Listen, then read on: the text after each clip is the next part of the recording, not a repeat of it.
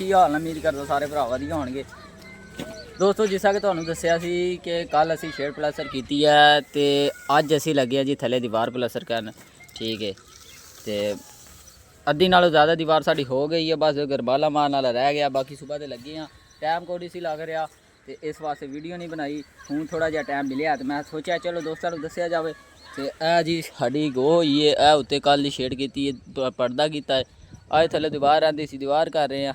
ਅੱਜ ਮਿਸਤਰੀ ਇਕਬਾਲ ਸਾਹਿਬ ਛੁੱਟੀ ਦੇ ਨੇ ਤੇ दूसरा मिस्त्री आए ने। ठीक है तो नाल मैं लगा होया तो एक मेहमान साडा वो बैठा है। ठीक है ये कह रहा जी मैं लाहौर जाना लेकिन मतलब इनू कह रहे हैं कि नहीं जाना। ये कहते जी मैं जाना है तो करते करांदे ना नतीजा ये निकलिया कि अज नहीं जाना। बाकी जी साढ़े लागे सुबह दा आके बैठा है। ठीक है असी इनू लिफ्ट ही नहीं करा रहे क्योंकि अपनी असी काम लगे हाँ।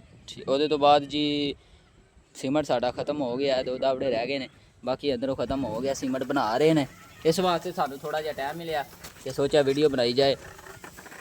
जी पलस्तर हो रहा, बाकी करमाला रह गया, चपटी वज गई है तो वह जिस तक दीवार गिली नज़र आ रही है उत्थों तक पलस्तर करनी है। उसके बाद जी गो खोलनी है, थल्लों करनी है तो यह जी साडा अज दा कम दीवार सारे पलस्तर करनी है तो बाकी पलस्तर होंदी है तो फिर तुहानू दस्सने तब तक जी वेट करो। 2 hours later दोस्तों परली साइड तो दीवार मुकम्मल पलस्तर हो गई है, छोटा जिहा टोटा रह गया, इतों तक असी पलस्तर करना है जिसे तुहानू नज़र आ रहा। ठीक है छोटा जिहा थोड़ा जिहा पलस्तर रह गया तो बारिश बहुत ही ज़्यादा तेज़ हो गई है, तुहानू नज़र आ रहा जिस तरह कि बहुत ही ज़्यादा तेज़ हो गई है। तो बाकी असी तो फिलहाल छेड़ के थले हाँ तो इतने बारिश का कोई पता नहीं आया सानू। तो अगर अल्लाह ने खैर की पांडा इस साइड का नहीं होया फिर बचत हो जाएगी। अगर बारिश इस साइड आ गई ना तो फिर साडा पलस्तर ज़ाया हो जाना। तो बारिश सुबह का चंगा भला मौसम सी, हुण बारिश बहुत ही ज़्यादा तेज़ आ गई है यकदम ही। तो बाकी हुण अल्लाह करे बारिश ख़त्म हो जाए तो साडा काम ना रुके। तो बाकी है थोड़ा जिहा कम रह गया, है मुकम्मल करके उसके तो बाद गो खोलनी है। बारिश कम ही नहीं हो रही है। ठीक है देख सकते हो बारिश बहुत ही ज़्यादा हो गई है।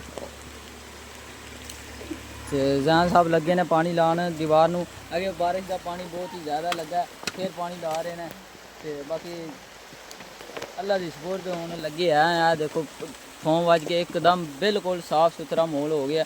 ठीक है बाकी अल्लाह की सपोर्ट जी। ठीक है ओके जैन साहब ओके हो गया जी। बारिश का बहुत ज़्यादा माहौल हो गया, गिलो बहुत ही ज़्यादा गिले हो गए हैं। ठीक है तो मुकम्मल दीवार करके फिर तुहानू एक बार दिखाने। 3 hours later दोस्तों 3 घंटे की मेहनत मुशक्कत तो बाद साढ़े हफ्ते वाला पोर्शन मुकम्मल हो गया। ठीक है गो खोल छड़ी असी थले गो कर रहे हैं, फटे रख रहे हैं। ठीक है फटे रख के उहदे तो बाद जी साडा टाइम हो गया जी रोटी का। रोटी खा के बाद थले वाला मुकम्मल करके फिर जी तुहानू मुकम्मल विजिट कराने। है जी गो खोल के रखिए, बाकी फटे होर रखो रहे हैं, घोड़ियाँ लाइया थले गो की है। ठीक है ते वाला पोर्शन मुकम्मल करके थल्लों रह जाना घोड़ियाँ वाला, घोड़ियाँ सैर से करके वो भी मुकम्मल करके अज सारी दिहाड़ी च असीं मुकम्मल कर देना। मुकम्मल करके फिर तुहानू फाइनल लुक दसांगे जी दी। तो बारिश अल्लाह के फजलो करम नाल हट गई है।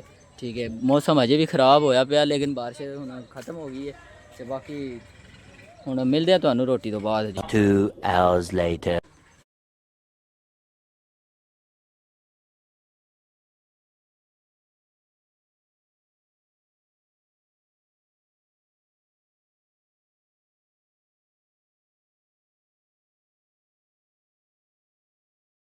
many hours later तो फाइनली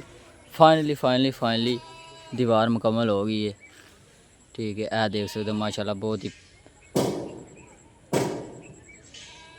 अज सारी दिहाड़ी की मेहनत साड़ी बारिश के लगे सी, दीवार मुकम्मल कर छड़ी है, प्लस्तर हो गया। ठीक है उसके बाद थले रह गया थोड़ा काम है।